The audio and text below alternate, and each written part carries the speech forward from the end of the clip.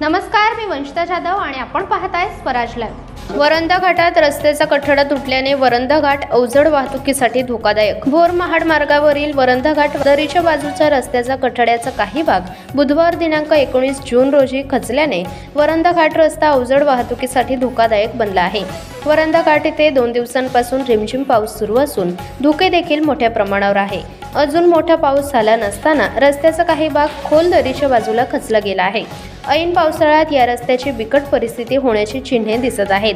2 दिवसांपूर्वी देखील वरंधा घाट हद्दीत वळणावर कंटेनर अडकल्याने देखील वाहनांना वाहन चालवताना जीव धोक्यात घालून वाहन चालवावे लागले।